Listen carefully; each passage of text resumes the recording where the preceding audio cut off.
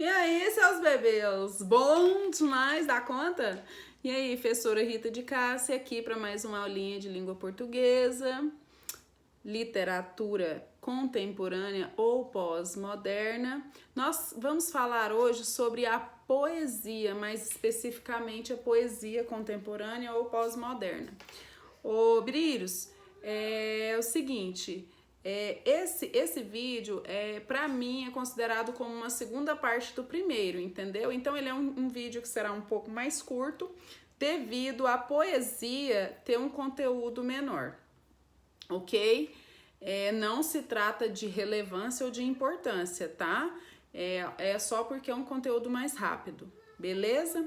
Então, vamos lá. Na poesia contemporânea brasileira, assim como acontece na prosa, a gente não tem uma data, a gente não tem uma característica definida. A única coisa que a gente tem definido é que há muita diversidade. Muita diversidade, ok? Então a poesia contemporânea também é produzida por meio de uma mescla de estilos literários, né? Embora traga aspectos universais, né? Escrita em versos, etc, né? Tem críticas do cotidiano e da sociedade também, beleza? Nós vamos aqui destacar alguns autores, né?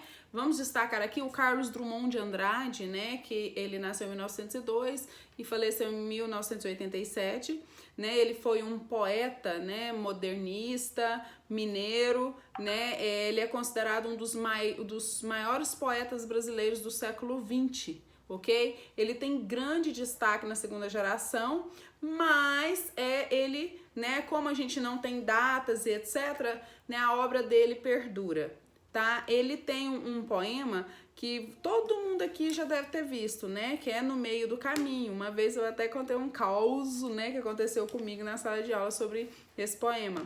Então, fica aqui a dica para vocês a respeito desse poema. Esse poema já foi muito cobrado em provas de vestibulares e eu indico vocês a interpretarem ele, tá? Por quê? Porque, gente, a poesia contemporânea ou pós-moderna, ela vai tratar essencialmente a interpretação, tá? Então, nas provas de vestibular vai ter muita interpretação, muita mesmo, quando se tratar de pós-modernismo, tá? Então, fica ligadinho na dica, beleza? Olha só esse poema, vamos ler ele aqui, ó. No meio do caminho. No meio do caminho tinha uma pedra. Tinha uma pedra no meio do caminho. Tinha uma pedra no meio do caminho. Tinha uma pedra. Nunca me esquecerei desse acontecimento na vida de minhas retinas tão fatigadas. Nunca me esquecerei que no meio do caminho tinha uma pedra. Tinha uma pedra no meio do caminho. No meio do caminho tinha uma pedra. Gente, o autor tá falando essencialmente dos percalços que a gente passa no dia a dia. Tá falando aí das pedrinhas que tem no nosso caminho diariamente, mas que a gente não pode, né, se esquecer e trazer essas coisas que a gente vai passando como ensinamento, como conhecimento, visão de mundo, de vida, né? E a gente tem que trilhar nosso caminho e não desistir, não parar na primeira pedra, ok? Siga adiante sempre, beleza? Também se destaca na poesia, né, a linda diva magra, maravilhosa Clarice Lispector, né? Ela nasceu em 1920, faleceu em 1977, né? Uma dama linda, né? É uma poetisa modernista, né? Ela nasceu na Ucrânia, mas foi naturalizada, né, brasileira. Ela teve muito destaque na terceira geração, é considerada uma das maiores escritoras do Brasil, né? Além de poesia, ela escreveu contos e obras, né, na literatura infantil, beleza? Literatura infantil. E dentro da introspecção, né, dentro da abordagem dela, ela escreveu um poema que chama-se O Sonho, né? Sonhe com aquilo que você quer ser, porque você possui apenas uma vida e nela só se tem uma chance de fazer aquilo que quer. Tenha felicidade bastante para fazê-la doce, dificuldades para fazê-la forte, tristeza para fazê-la humana e esperança suficiente para fazê-la feliz. As pessoas mais felizes não têm as melhores coisas. Elas sabem fazer o melhor das oportunidades que aparecem em seus caminhos. A felicidade aparece para aqueles que choram, para aqueles que se machucam, para aqueles que buscam e tentam sempre, e para aqueles que reconhecem a importância das pessoas que passaram por suas vidas. Gente, olha que lapada! Gente do céu, se você tem um sonho, se você tem algo que você almeja na sua vida, seja como for, não desista, você só tem uma vida. Faz aquilo que você quer, luta pela sua felicidade, né? Pega as dificuldades, as tristezas, né? Transforma em esperança, né? As pessoas mais felizes, elas choram, né? As pessoas passam por muitas coisas nos seus caminhos, né? E não pense que vai ser só facilidade, né? Você vai talvez se machucar, talvez algumas pessoas vão passar apenas para te dar ensinamentos, mas não desista. Olha só a profundidade desse poema, gente. Pelo amor de Deus, né? Agora, o cara. Gente, amo as obras desse homem. Ele é incrível. Ariano Suassuna. Véi, a obra dele, assim, que todo mundo indiscutivelmente vai lembrar é o Alto da Compadecida, né? Do João Grilo. Ele é um poeta brasileiro, paraibano, né? Ele foi idealizador do movimento armorial, né? Ele tinha foco na valorização das artes populares e ele teve destaque na literatura de cordel, né? Além de poesia, ele escreveu romances, ensaios e obras de dramaturgia, né? Uma das obras dele, né, desse cara magnífico, maravilhoso, é essa que eu vou falar para vocês agora. Aqui morava um rei. Aqui morava um rei quando eu, menino, vestia ouro e castanho no gibão. Pedra da sorte sobre meu destino pulsava junto ao seu coração. Para mim, o seu cantar era divino, quando ao som da viola e do bordão cantava com voz rouca o desatino, o sangue, o riso e as mortes do sertão. Mas mataram meu pai. Desde esse dia eu me vi como cego sem meu guia, que se foi para o sol transfigurado. Sua efígie me queima, eu sou a presa, ele a brasa, que impede ao fogo acesa, espada de ouro em pasto ensanguentado.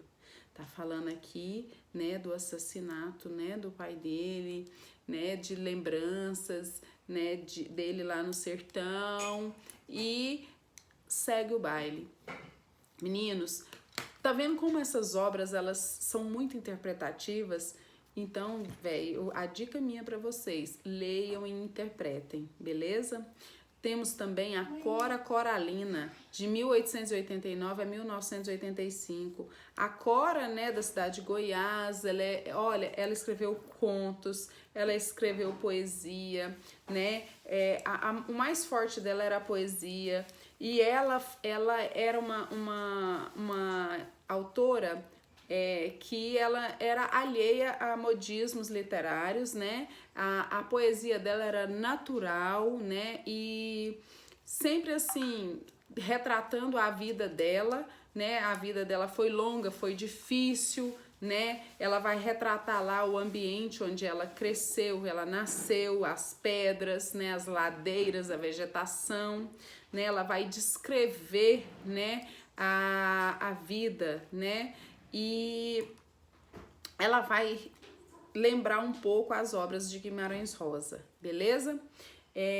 Alguns críticos vão dizer: né?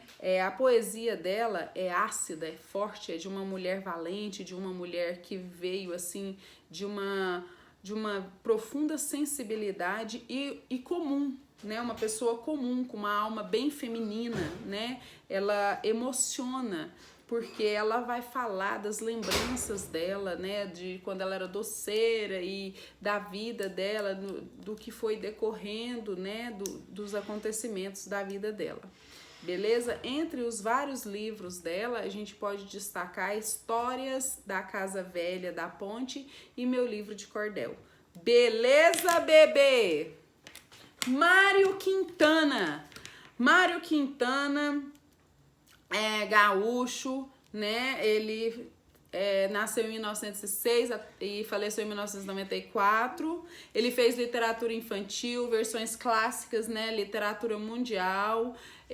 As obras dele foi só ladeira acima, né? A base do trabalho dele, da obra dele, está na poesia, né?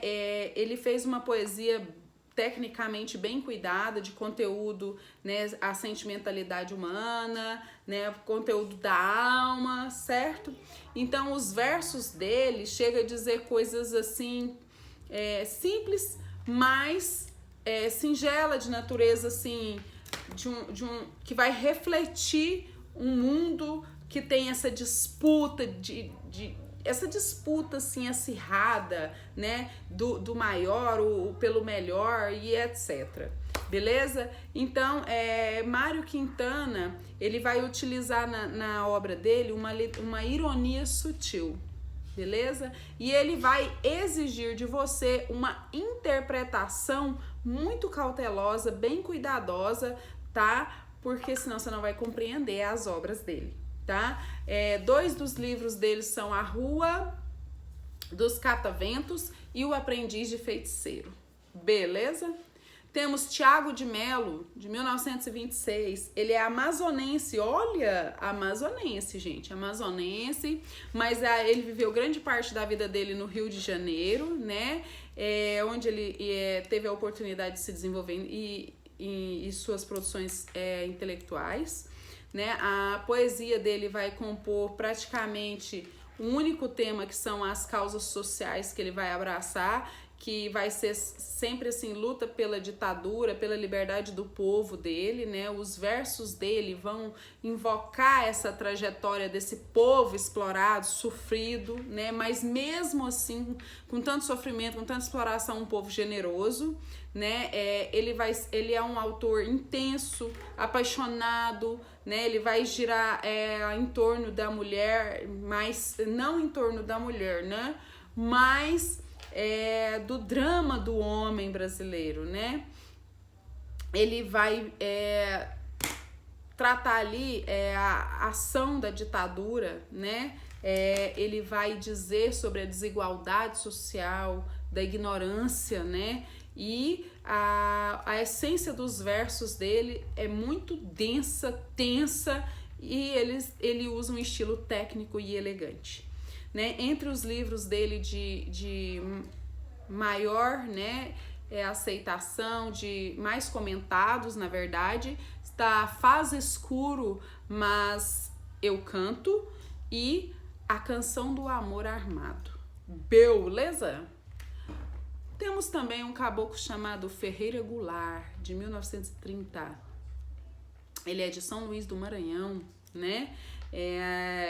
Foi assim, durante um tempo considerado um poeta, né, que viveu, né, a literatura brasileira, né? Ele é um poeta que é cronista, é crítico de arte, ele participa de movimento social, de teatro. Então, assim, ele é o cara que vai produzir uns textos técnicos, simétricos quanto à forma, né? E os poemas dele é sem preocupação, mas é constante, a obra poética dele é objetiva, sabe? É objetiva, tem uma precisão na linguagem, tanto em relação ao que ele quer dizer, com relação ao como ele vai dizer, né? Então ele vai usar, além dessa profundidade do pensamento poético, né? Ele vai usar também a objetividade. E entre os livros dele, a gente pode destacar muito bem aqui João Boa Morte e A Luta Corporal e Poema Sujo. Do céu. Tem mais uma mulher aqui chamada Adélia Prado, de 1935. Ela foi indicada pela literatura, ela foi indicada para uma editora para publicar o primeiro livro dela. Adivinha quem foi o cara que indicou a danada? Carlos Drummond de Andrade. O cara, que também, né, a gente podia falar dele aqui, mas nem é necessário, porque o Carlos Drummond é o Carlos Drummond, né? Então, a linguagem, né, poética dessa autora é coloquial, ou seja, ela fala igual eu tô falando com vocês aqui, ela escreve, ela escreve conforme eu tô falando aqui com vocês, né, coloquial, né, a linguagem dela tem um sentido fluente, fácil, né, mas não tem concessões, né, populares. A essência dessa poetisa está no conteúdo, na transmissão da experiência de vida, né? Da observação dela, né? Da vida, né? Então, o cotidiano vai ser registrado, né? Nos versos dela, né? Ela vai ter uma segurança para falar diante da vida, né? Vai falar das experiências, vai falar, né? Da vivência como esposa, como mãe, como cidadã, né? E como uma mulher pensante. Ela vai tematizar o cotidiano, né, no sentido da poesia, e esse cotidiano vai transparecer uma mulher desesperançada, né,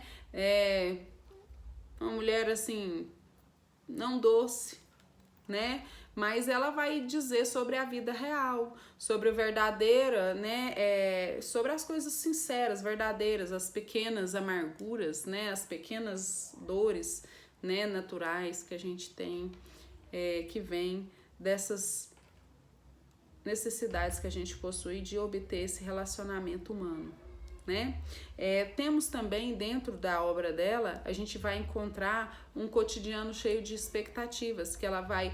Ou seja, é o que a gente passa, né? A gente tem tanta expectativa na vida, no dia a dia, que as coisas vão acontecer, e aí a gente vai ver nos poemas dela a frustração ou então as conquistas, o que vai dar certo e o que vai dar errado, né? É algo que vai estar muito presente na obra dela, essa vertente, né? Da frustração ou da concretização, certo? Ela vai, assim, a marca dela é daquela mulher que fez uma poesia feminina do início ao fim, beleza? E 2 dos livros dela são Bagagem e Oráculo de Maio, né? E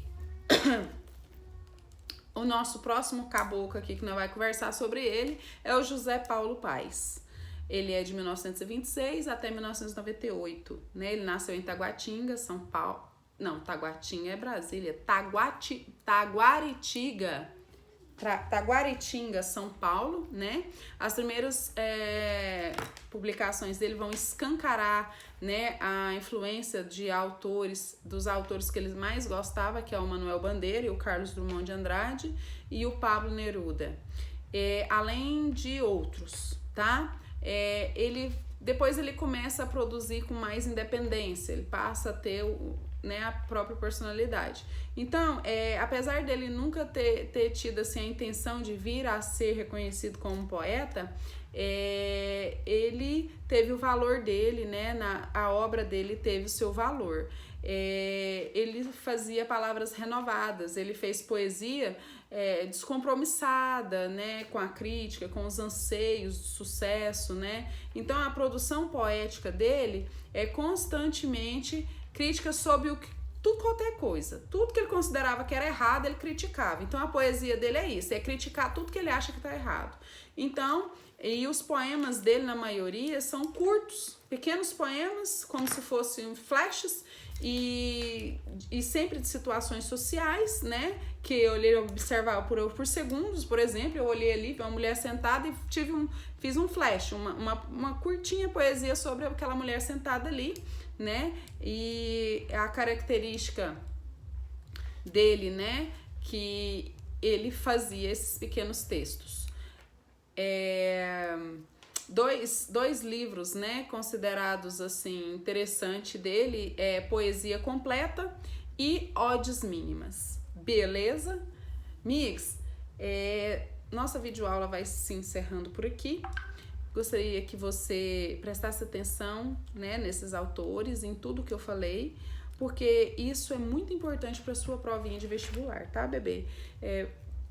Dá uma lida nesses autores. Aqui eu falo muito rapidamente sobre várias coisas, né? Às vezes eu posso deixar a desejar em algum momento, mas vai lá, pesquisa, tá bom?